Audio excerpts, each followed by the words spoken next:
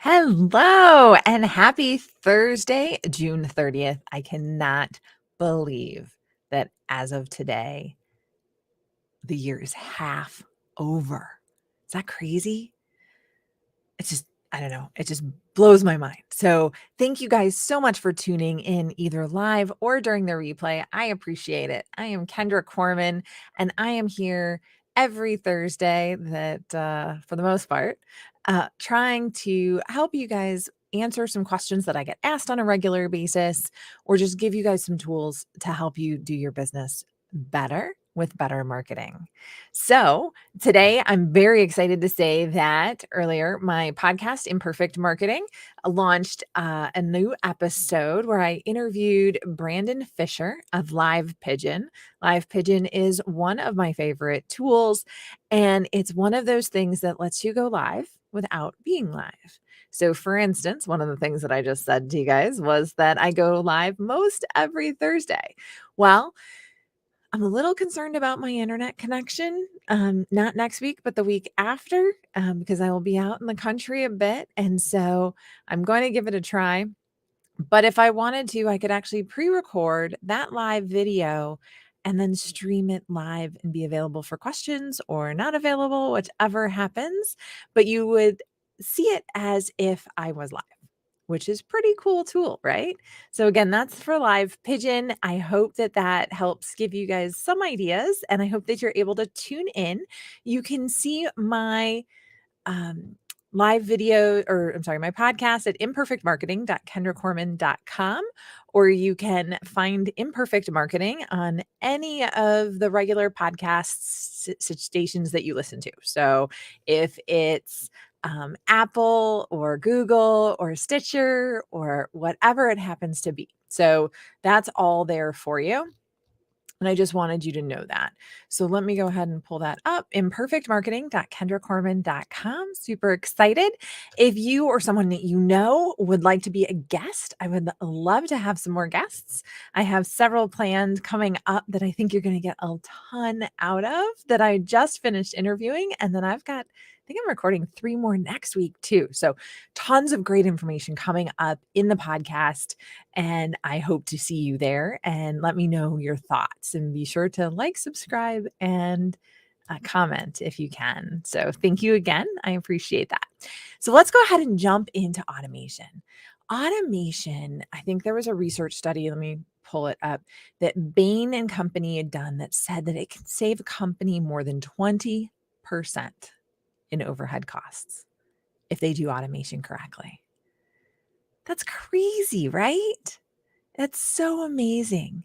And I think it's just a really good opportunity for people to take a look at their business. Now, I was in a networking meeting earlier this week, so Tuesday morning at 7 a.m., local business networking here in Michigan. And one of the things that we talked about was things that people automate to try and get ideas on how we could do our business better, right? Because we're all looking for ways to try and streamline processes. So, a couple notes that they said. A couple people have email rules. So, if they're getting certain emails or responses from different systems, they automatically set up rules that file them into different folders that they can deal with later, which I thought was pretty interesting.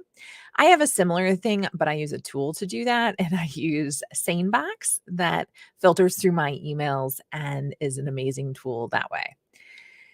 Someone else scans all their checks. So they've got an automated system that automatically records their deposits, does the deposits, and they sync with QuickBooks, which is pretty cool, right? Somebody else went ahead and they have automated all of their invoices. So on the first of the month or on their whatever cadence they invoice, it automatically sends invoices. And then several people have email automations. And I think email automations are one of the best things that you can do. Marketing has to be fast, responsive, and personal. People want what they want now, right? Immediate gratification. Thank you, Amazon. We all want that immediate gratification. And again, if someone downloads a freebie that you have or something along those lines, they want it now. They don't want to wait, until you get to your emails, right? And that see that they request it. But one of the things they said, and I'm trying to see who it was, Zapier did a report. Okay, and so they reported it from Wix. Something is receiving an instant automated response from a site can make customers 42% more likely. I'm reading it over here, so bear with me. 42% more likely to follow up with a purchase. So nimble, real-time reactions can make all of the difference. That's amazing, right? So thinking about adding automation into your marketing plan is key. Zapier is one tool that allows you to connect and have multiple systems talk to each other. They've got things where if you do a Facebook lead ad that you can connect to your email marketing systems, ActiveCampaign, MailChimp, Constant Contact. I think they do ConvertKit. All of these different email systems can connect through Zapier with Facebook lead ads. You can create contacts in your Zoho CRM, Salesforce. You can share your new Instagram posts to your Facebook page through Zapier, Instagram photos to Twitter, and then YouTube videos to a channel, from a channel to a Facebook page. Adding a new Eventbrite invitations to MailChimp, adding new PayPal customers to ActiveCampaign. And again, these work for so many different email marketing systems, but there's a ton that you can automate. And what I want you to think about is, what are those repetitive tasks that you do all the time in your marketing? That is an amazing way to go ahead and start doing some automation. Somebody in the networking group was talking about how they have some email follow-up notifications. There's a couple different types of email automation that they do. And I think it's really important to talk about that. So number one is they send out some automated emails at a specific cadence for people in the process. So this happened to be a real estate broker, and she actually sends out emails at a regular cadence throughout the process. So once they enter to an agreement, she sends them emails that walk them through the process, that are triggered by that agreement, that purchase agreement being signed, that gets them to, your inspection needs to be complete by this date, the appraisal by another date, and all those different parts of the process, right? To get them to close. And I thought that that was just a really interesting way of automating that process, leveraging email marketing, because that's a really great way to do it. Another thing that she does is she actually sends people anniversary emails. Congratulations on the first anniversary of buying your house. That's amazing, right? Or thank you for the first anniversary of selling your house with me. That keeps her top of mind. And she says that it brings her in tens of thousands of dollars a year. Tens of thousands of dollars a year from programming into her CRM an automated email that just reminds people that she's there. The email took a little bit to get set up. So with probably 5-6 hour investment, she makes not 10, tens of thousands of dollars a year in referrals and things like that. So yeah, so Angie, yes, wow, it's pretty impressive. Thanks so much for tuning in, Angie. I appreciate it. It's good to see you here. So yeah, so it's a little bit crazy, right? What you can do and what you can accomplish with something like that. Okay, so let me talk a little bit about the couple of the different things that you can use to automate some of your marketing. Number one, somebody signs up for your email, completes a Facebook lead ad, things like that. We already talked a little bit about it, but send them a welcome email. If they're just joining your regular list, a regular welcome email works. If they have requested a downloadable, and email delivering the downloadable is key. One of the things that I do when I'm working on people's emails is I do tell them, if you're going to have a downloadable, a freebie, white paper, checklist, whatever you want to call it, if you're going to use one of those, do not serve it up on the landing page. So don't say click here to download your guide, right?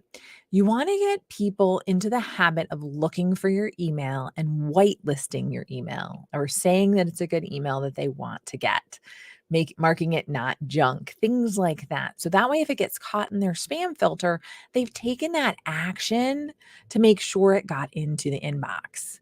Now, I do recommend that you have a secondary part of your process. Okay. And that means that there is a button with a call to action on the page, the thank you page that they land on for your downloadable. So just to think about the downloadable process, step one is they see the ad or got the email and click on the link. Somehow they get to the landing page where you offer your downloadable. They pay you with their email address, their name and email address, and they say, yes, send it to me. And then what I want to happen is an automated email that says, thanks so much for requesting it. Here you go. Okay. And then that's where they need to go. And when they get to the thank you page, okay, so they go from that, putting in their email address, they go to the thank you page. And on the thank you page, we have a couple of different things. One, we let them know how they're getting their downloadable, right? And number one, they're getting their downloadable via email. So we let them know that I always think of Wonka Vision when I think of, for those of you that are old enough to have watched Willy Wonka and the Chocolate Factory, where the little particles are floating up above their head with, was it TV mic? And so I always think about that. So you can let them know that the particles are on their way, forming in their inbox any minute. But then have a secondary call to action. What is that? Is that as Jessica Tutton, who's a Facebook ad specialist, calls it, is there a tripwire that they could buy and add on? Is there listen to your podcast? So for me, you could check out my podcast. Maybe it's join your Facebook group.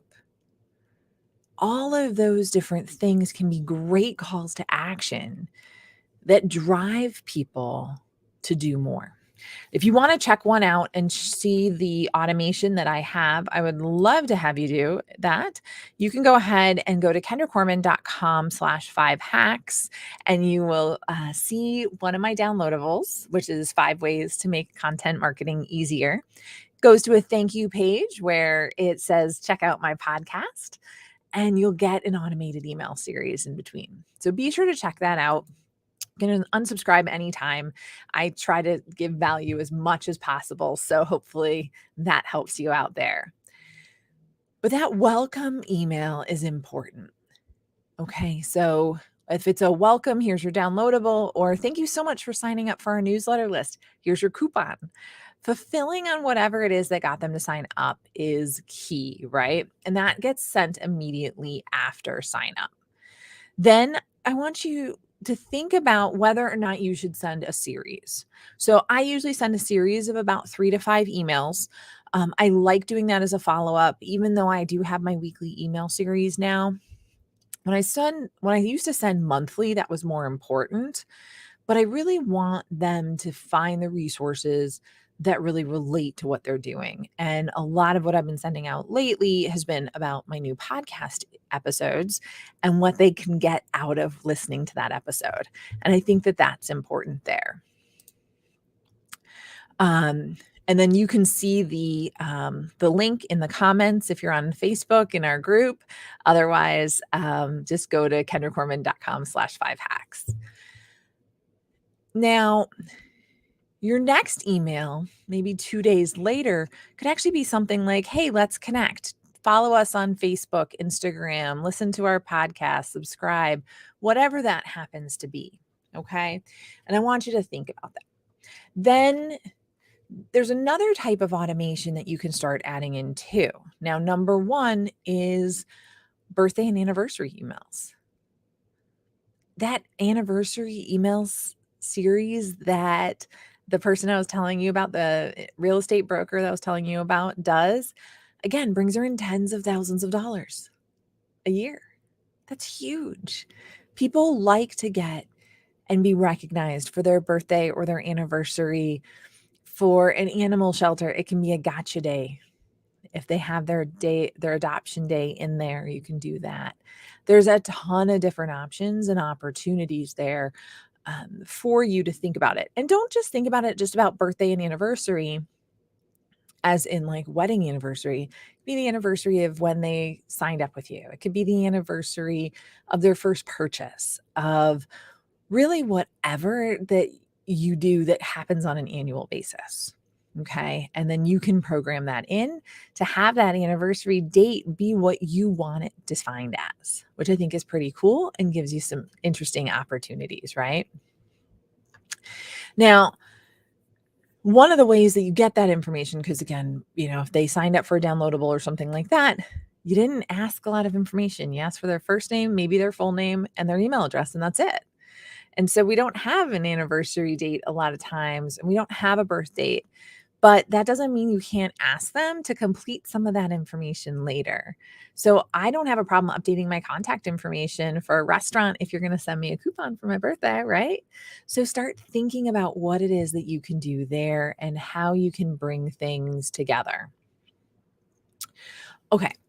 So no matter where customers are in your life cycle, I think it's important to note that you can actually help keep people engaged, whether you're for profit, nonprofit, whatever that happens to be. So you can start with an interested audience and encourage them to take action, right? So encouraging people to purchase a product, register for an event, something like that.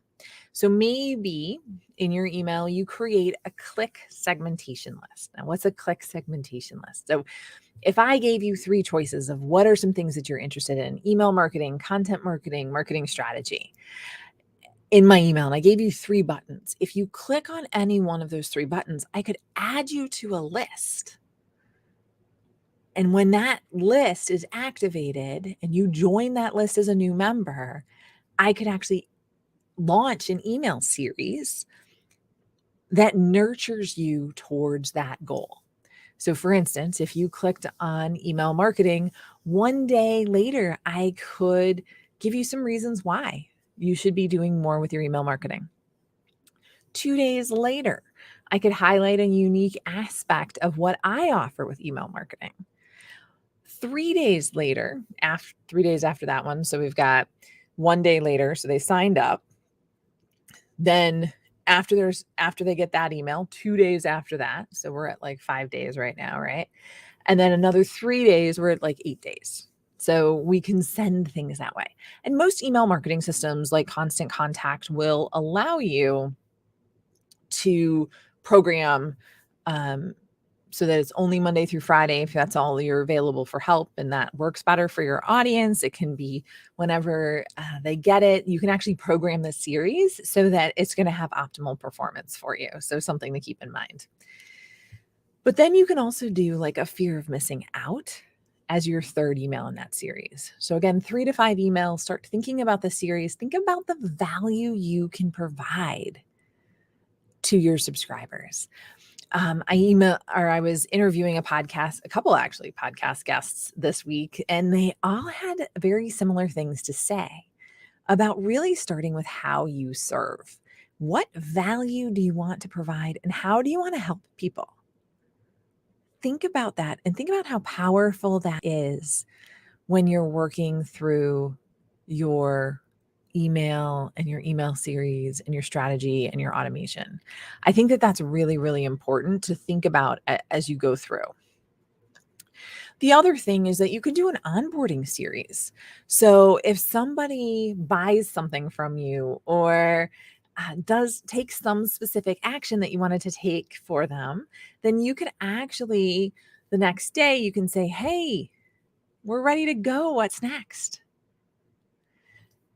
Then you can tell them like maybe how to log into their dashboard. And then you could maybe even ask for feedback. Depending on what that scale is, you can really automate a lot of that. And then you can also go ahead and automate requesting reviews from clients. Get their feedback. Have it automatically post to their different sites if it's above a certain level. And if it's not, if you're getting 2 or 3 stars or 1 star, you want to know why. So let's find out. And so if they go to a lower level on the stars, maybe we send, some sort of trigger to whoever's handling customer service and have them start that automation. So I think that that's, there's a lot of that opportunity. And then a lot of nonprofits do a lot of fundraisers. You can do a lot of automation with fundraisers too, or different events. So for-profit companies have events coming up, and I'm so happy to be getting back into event season and can't wait for more. Yesterday, I was at the Inforum, which is a Michigan organization helping remove barriers for women to success. It's a fantastic organization, and they had their 60th anniversary annual meeting. 60 years Inforum's been around, which was pretty impressive, removing barriers for women for those 60 years. And they've done some amazing work. But it started with 23 women that got together to help each other out.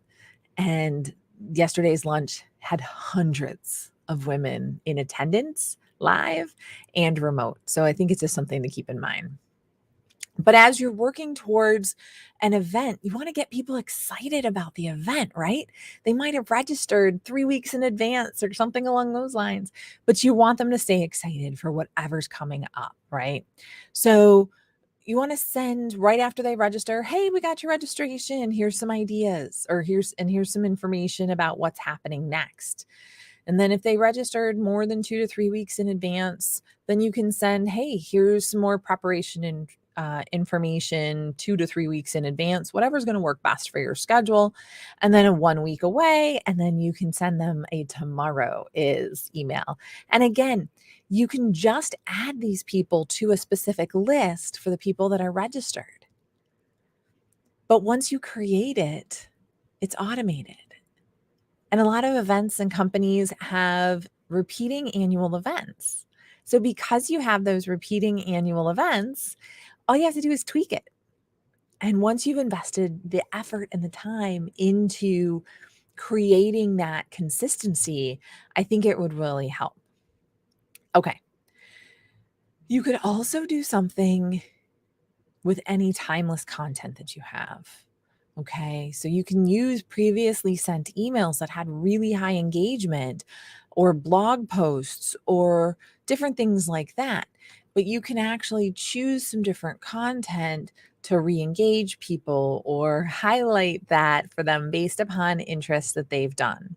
Again, you want them to take an action to do that. One of the things I want to caution you on the trigger. So the trigger is that action that they take.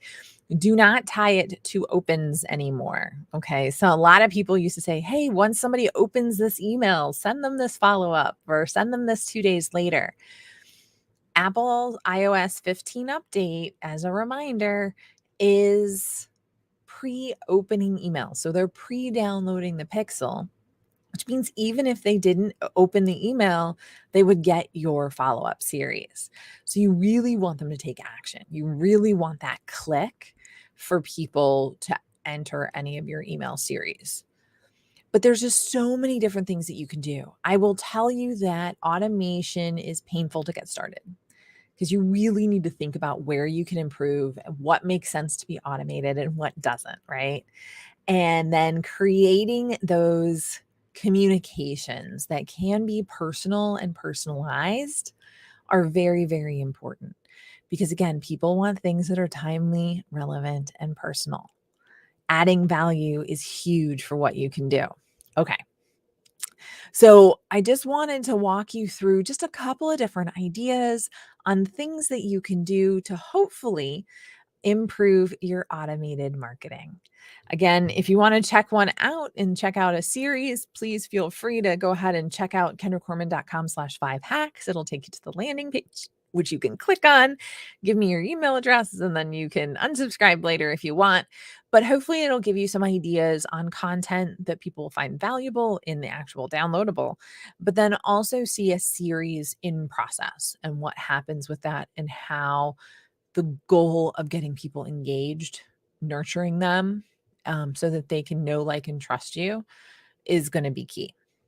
And again, if you are interested, I would love to have you check out my podcast. So let me find that link here.